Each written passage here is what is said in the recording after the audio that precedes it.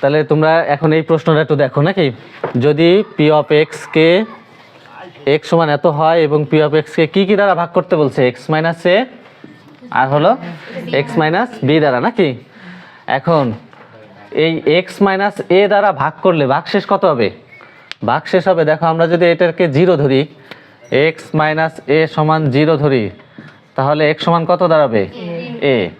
আবার যদি x minus B সমান 0 ধরি, এক্স সমান বি, তাহলে এক্স মাইনাস এ দ্বারা ভাগ করলে আমরা এই এক্সের জায়গায় যদি এ বসাই দেই, তাহলে যেটা পাবো এটাই ভাগশেষ হবে। আবার এক্স মাইনাস বি দ্বারা ভাগ করলে এক্সের জায়গায় কত বসাবো? বি বসাবো, বি বসাইলে যেটা পাবো সেটাই ভাগশেষ।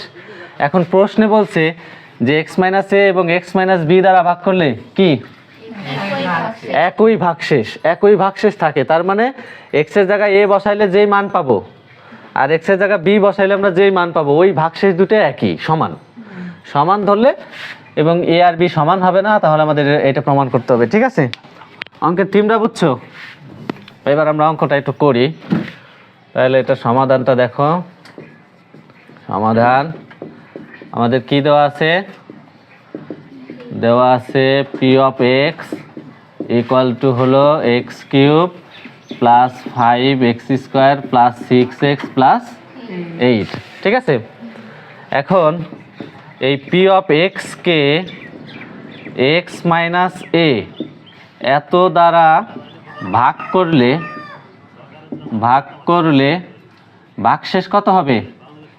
ভাগশেষ হবে হলো পি অফ, এই যে এক্স মাইনাস এ দ্বারা ভাগ করবো না, তাহলে এক্স এর জায়গা কি বসবে? এ, তাহলে পি অফ এর মান হবে ভাগশেষ।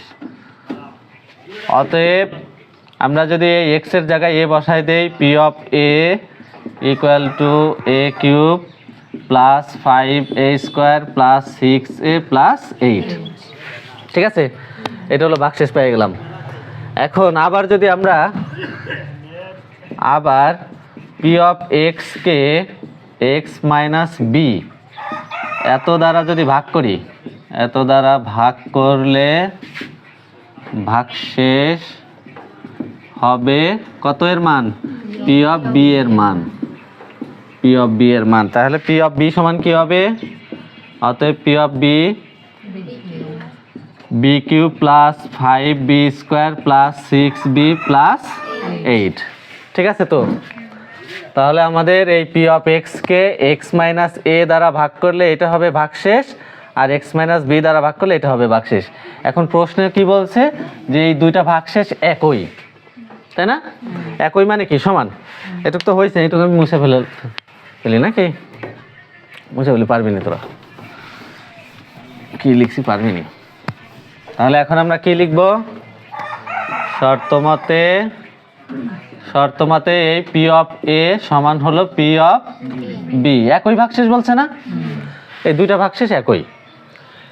তাহলে যদি আমরা এখন মান বসাই, এই পি অফ এর মান কি ছিল? A cube plus 5a² plus 6a plus 8, আর পি অফ বি এর মান ছিল B cube plus 5b² plus 6b plus 8। এই পর্যন্ত তো ঠিক আছে নাকি? ঠিক আছে না? এখন এইখান থেকে আমাদের এই জিনিসটা বের করে নিয়ে আসতে হবে। ঠিক আছে, এখান থেকে ওইটা যাতে প্রমাণ হয় সেই লক্ষ্যে আমরা কাজ করি। এ কিউব, এই বি কিউব এই পাশে নিয়ে আসলাম, মাইনাস বি কিউব, আবার এই প্লাস 5a², এই 5b² নিয়ে আসলাম, এই 6a আছে ওই পাশ থেকে আবার এই 6b নিয়ে আসলাম, আর প্লাস 8 মাইনাস 8 ইকুয়াল টু কত থাকলো? 0। এই 8 কাটা গেল। এখন এখানে এ কিউব মাইনাস বি কিউবের উৎপাদকের সূত্রটা তোমরা বসাবা। উৎপাদকের সূত্র হলো A minus B into a² plus A B plus b²। ঠিক আছে, এ কিউব মাইনাস বি কিউবের সূত্র কি? A minus B into a² plus A B plus b²। তোমরা ভালো করে খেয়াল করে দেখো, যদি আমি এখান থেকে 5 কমন নেই, আমি এখান থেকে যদি 5 কমন নেই, তাহলে a² মাইনাস b² থাকবে। এখন a² মাইনাস b² এর সূত্রটা আমি একবারে বসাই দিলাম, a plus b into a minus B.